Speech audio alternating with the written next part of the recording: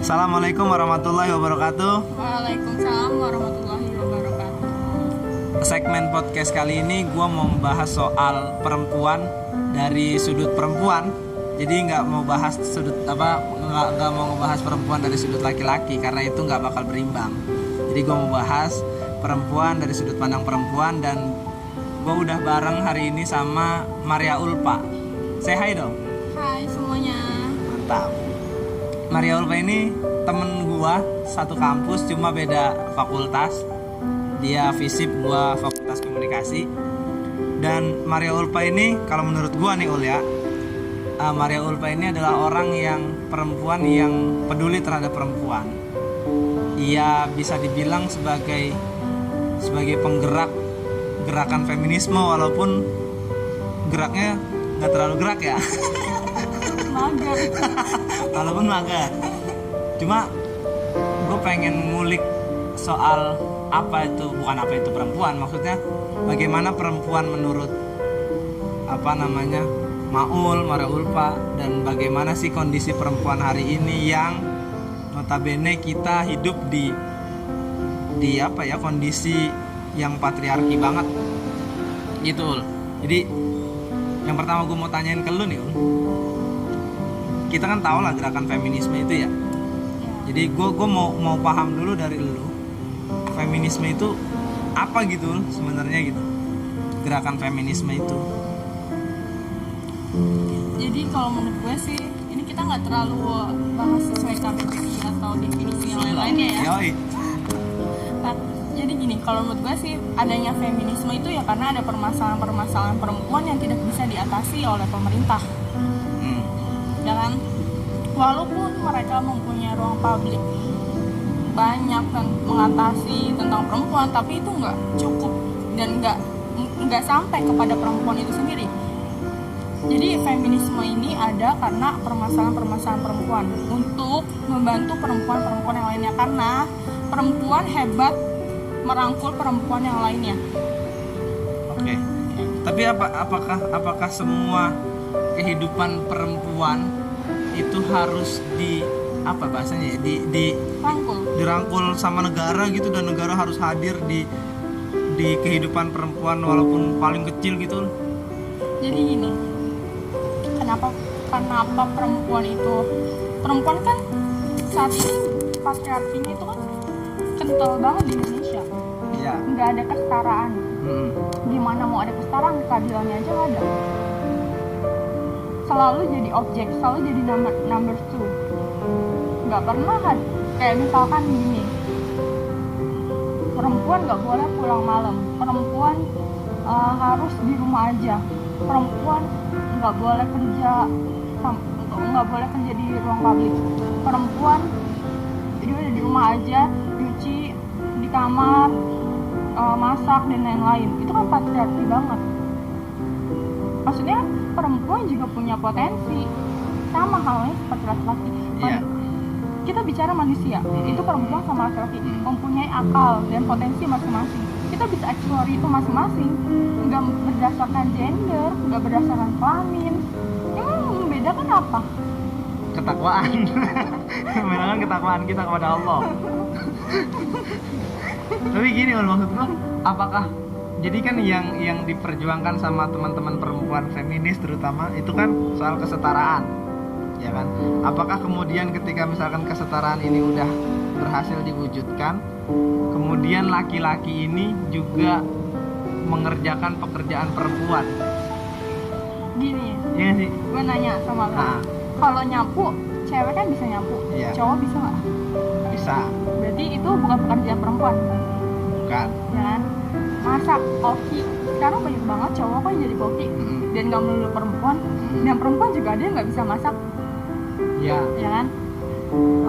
Terus apa lagi? Nyuci, kayak nyuci, lu cowok bisa nggak? Bisa lah. Bisa kan?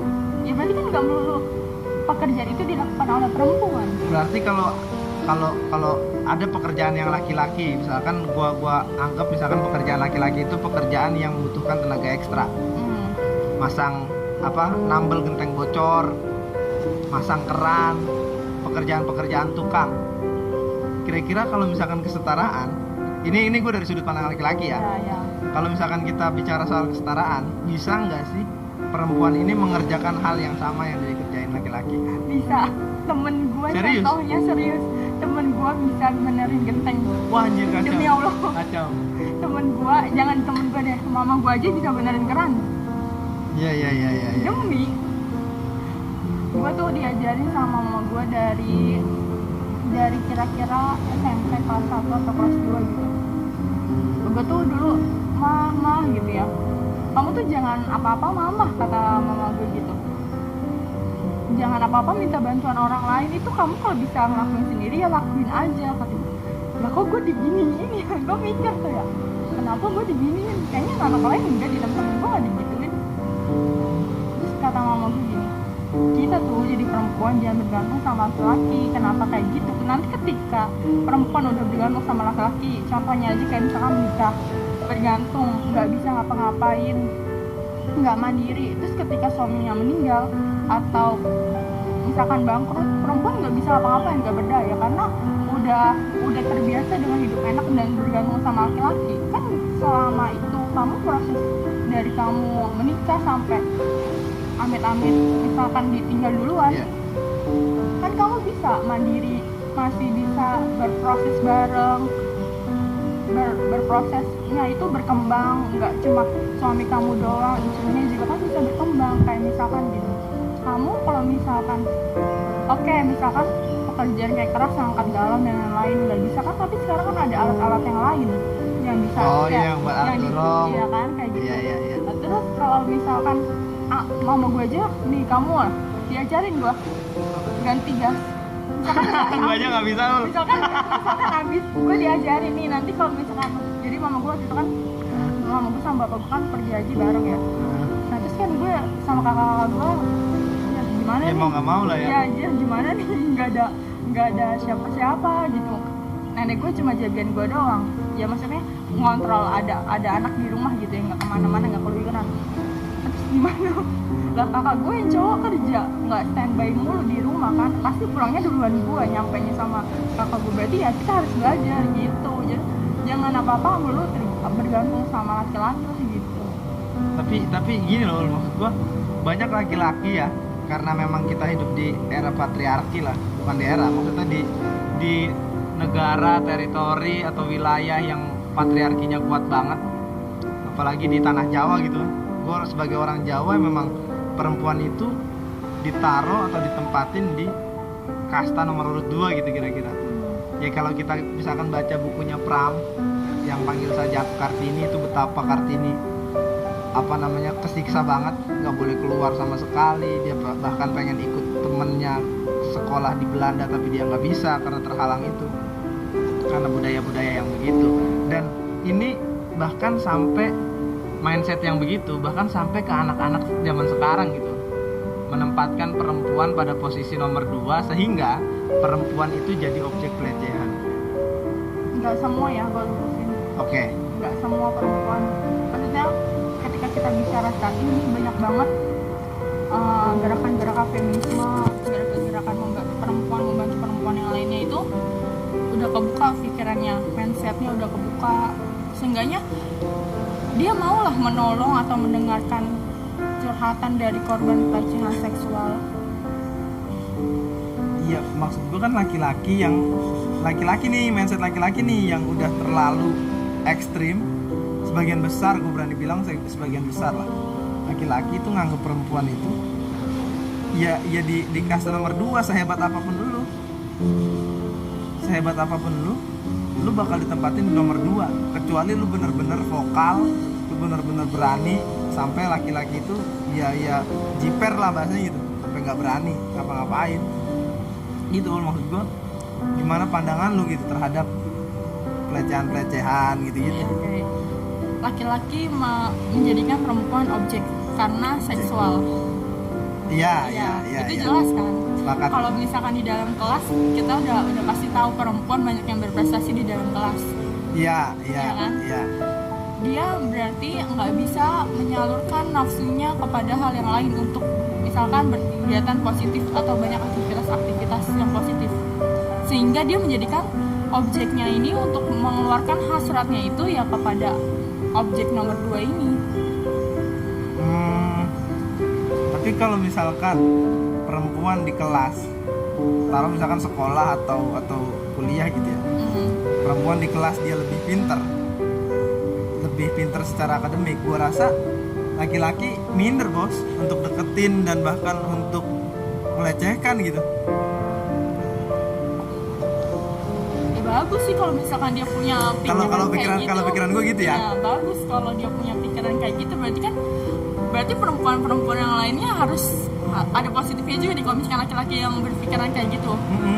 Ya kan buat perempuan jadi makin pinter, terus si cowoknya minder, terus seenggaknya si laki-laki ini gila gue minder, masa gue kalah nih sama perempuan misalkan gitu ya. Misalkan bahasanya kayak gitu. Gue mau belajar nih lebih dari, seenggaknya kita bisa bersaing secara sehat nggak sih secara perempuan sama laki-laki. Iya, kalau gue mikirnya gitu sih, semakin cewek pinter gue semakin segen buat ngegodain, sweet-sweetin. Iya serius.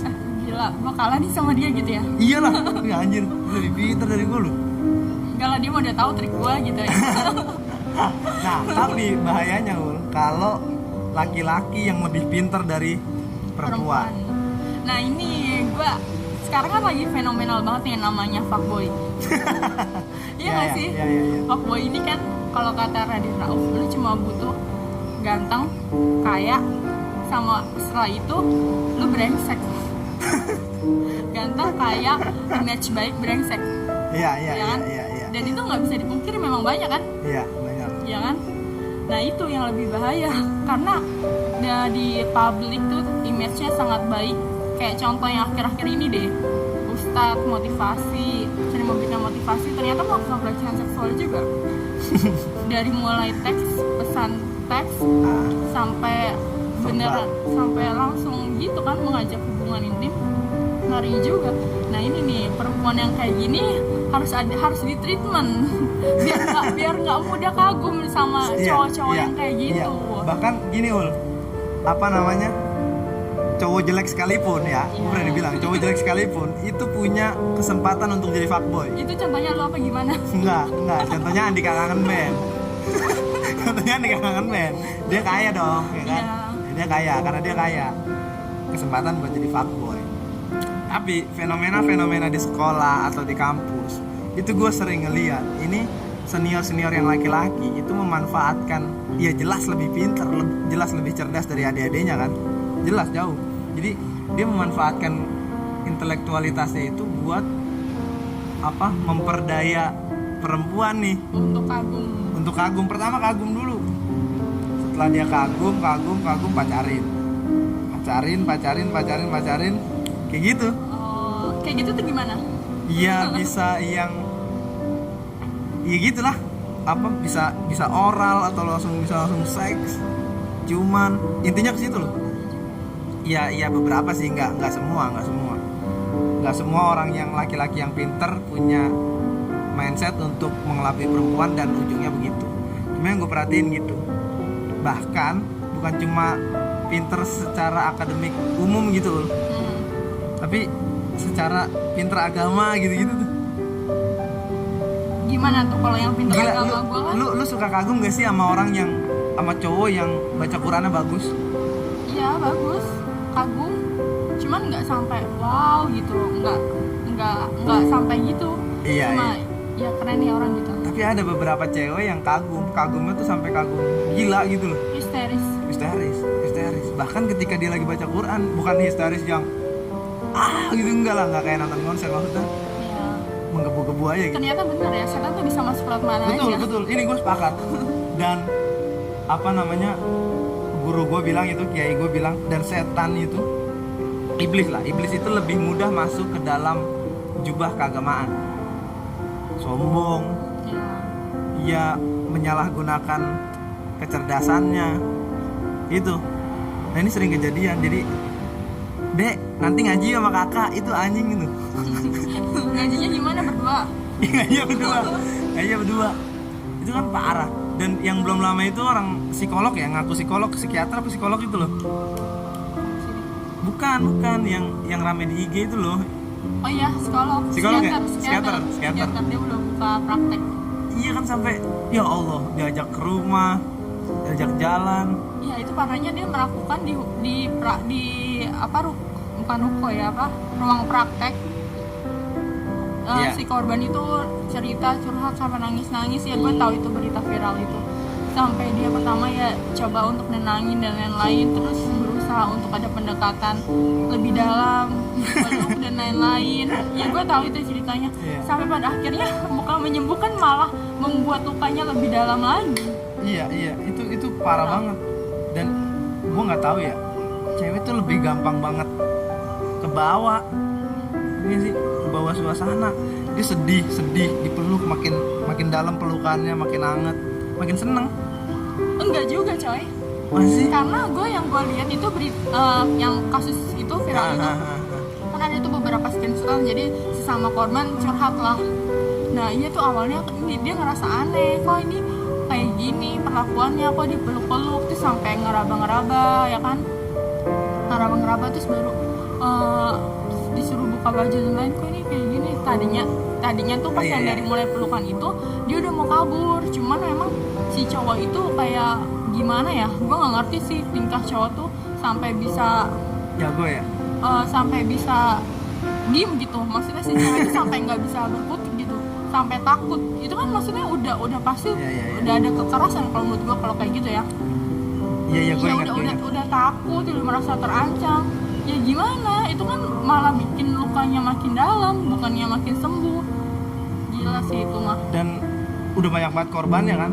Iya, banyak banget sampai sama korban curhat karena berita viral itu. Nah sayangnya di apa namanya wilayah yang patriarki ini, si korban, perempuan kan korban nih, Iya.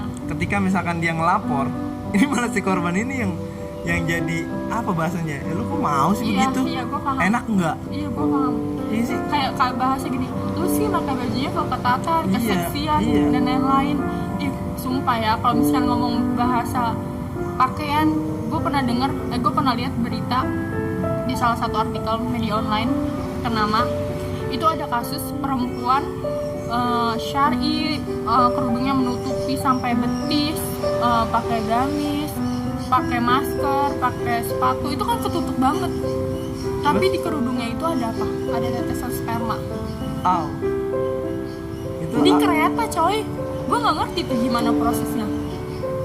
Tapi tuh maksudnya berarti kan itu bukan batasan karena pakaian. Iya. Iya kan? Emang imajinasi laki-laki tuh kayaknya liar banget, sampai yang ketutup kayak gitu aja bisa sampai mengeluarkan sperma. Itu cewek Salim itu ya, ketutup banget sampai nangis, ya ampun di kerudung saya gitu, sampai ada tetesan sperma, harus bagaimana gitu. Jujur aja ya, gue kalau misalnya nggak mendesak banget harus pakai kereta, gue nggak mau pakai kereta, karena kan gue kemana-mana juga biasanya pakai motor. Ya udah, kalau misalnya gue nyaman dan nggak terlalu capek perjalanannya, ya udah gue bawa motor, nggak mau desak-desakan juga. Walaupun di itu yang gerbong khusus. Iya, parah coy, gerbong khusus perempuan malah Kenapa? desek-desekannya dempet-dempetan banget. Tapi gue nggak tahu ya kalau sekarang yang new normal, karena kan udah ada pembatasan Iya, tuh iya. pada saat dulu.